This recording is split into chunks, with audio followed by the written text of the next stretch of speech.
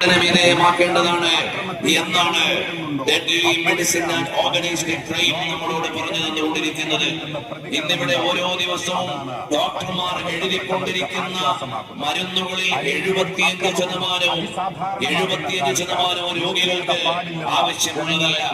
അതുകൊണ്ടാണ് when called here, how companies mislead doctors and harm patients.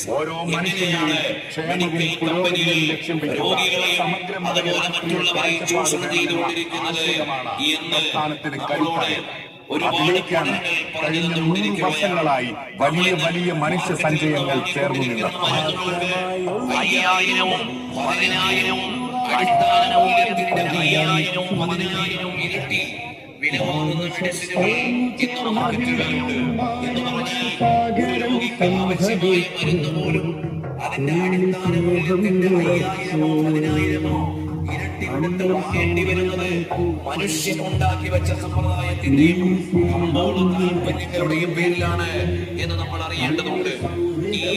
more than 1 million animal are killed in US എന്ന് പറഞ്ഞാൽ മനുഷ്യനുണ്ടാക്കുന്ന മരുന്നിന്റെ പേരിൽ ഓരോ വർഷവും അമേരിക്കയിൽ മാത്രം 10 മില്യണിലേറെ ജന്തുക്കളാണ് മരിച്ചു വീണുകൊണ്ടിരിക്കുന്നത്.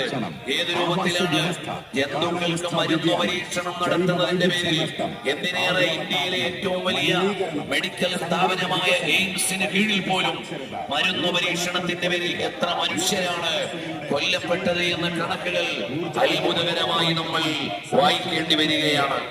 ഇങ്ങനെ അസമത്വങ്ങളുടെയും അക്രമത്തിന്റെയും മനുഷ്യൻ തന്നെ രൂപപ്പെടുത്തുന്ന കമ്പോള വിചാരത്തിന്റെയും കച്ചവട ചിന്തയുടെയും പേരിൽ മനുഷ്യന അല്ലാതായി കൊണ്ടിരിക്കുമ്പോൾ എല്ലാവരോടും പറയാനുള്ളത്, അല്ലയോ മനുഷ്യ, നീ ശരിയായ ഒരു മനുഷ്യനാകാൻ ശ്രമിക്കണം.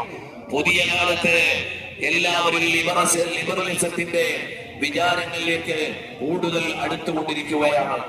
എല്ലാ അതിരുകളും ലംഘിച്ചുകൊണ്ടിരിക്കുന്ന സ്വതന്ത്രവാദത്തിന്റെയും സ്വതന്ത്ര വിചാരത്തിന്റെയും നടുവിലേക്ക് മനുഷ്യൻ വീണുകൊണ്ടിരിക്കുമ്പോൾ ആൻഷ്യസ് ജനറേഷനെ ഉത്പാദിപ്പിക്കുകയും അതിലൂടെ കമ്പോളം പൊടിപിടിക്കുകയും ചെയ്യുക എന്നത് ഇവിടെയുള്ള കുത്തക താല്പര്യങ്ങളാണ് എന്ന് തിരിച്ചറിയാൻ നമുക്കാകണം.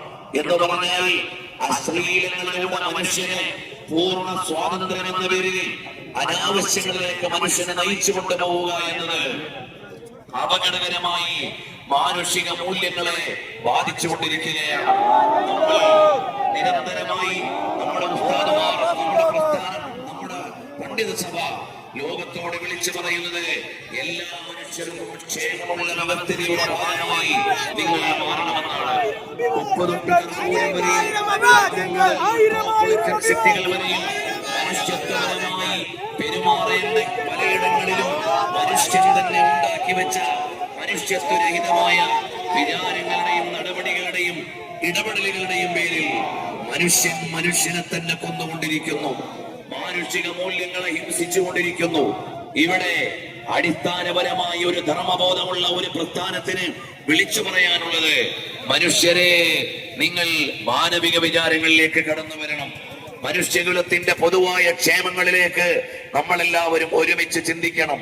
മഹാനായ ശൈഖുന സുൽത്താനുൽ ഉലമാ കാന്തപുരം ഉസ്താദ് പ്രായാധിക്യത്തിലും അവിടുത്തെ വിശ്രമ ജീവിതത്തിന് വേണ്ടി തിരഞ്ഞെടുക്കേണ്ട നാളുകളെ മുഴുവനും പരിശ്രമത്തിന്റെ പാതയിലൂടെ ജനഹൃദയങ്ങളിലൂടെ സഞ്ചരിച്ചു കൊണ്ടിരിക്കുന്നത് കേവലം ഒരു പ്രസ്ഥാനത്തെ പ്രചരിപ്പിക്കാൻ വേണ്ടിയല്ല.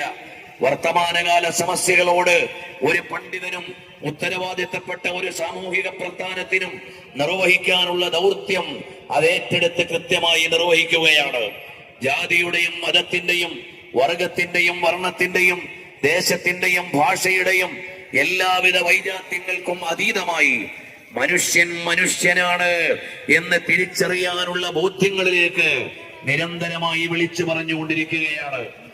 ചികിത്സിക്കുന്ന ഡോക്ടർമാരും ഉണ്ടാകണമെന്ന് നമ്മൾ വിചാരിക്കുകയും നിർമ്മാണപരമായി അതിന്റെ പ്രവർത്തനങ്ങൾക്ക് സുൽത്താനുൽ ഉലമാ കാന്തപുരം ഉസ്താദ് അവர்கள் സാരഥ്യം വഹിക്കുകയും ചെയ്യുന്നു.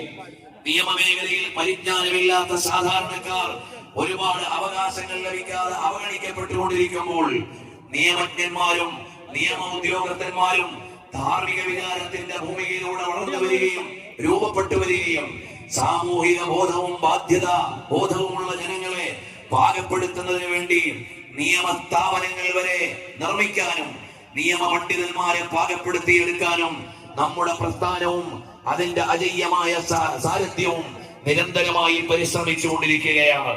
സമൂഹത്തിന്റെ ഏതൊക്കെ തലത്തിലാണോ ഹ്യൂമൻ റിസോഴ്സുകൾ ഏറ്റവും നന്നായി ആവശ്യമുള്ളത് അവിടെയെല്ലാം ആവശ്യമായ ഹ്യൂമൻ റിസോഴ്സ് നിക്ഷേപിക്കാൻ നിരന്തരമായി നമ്മുടെ പ്രസ്ഥാനം ശ്രമിച്ചുകൊണ്ടിരിക്കുന്നു.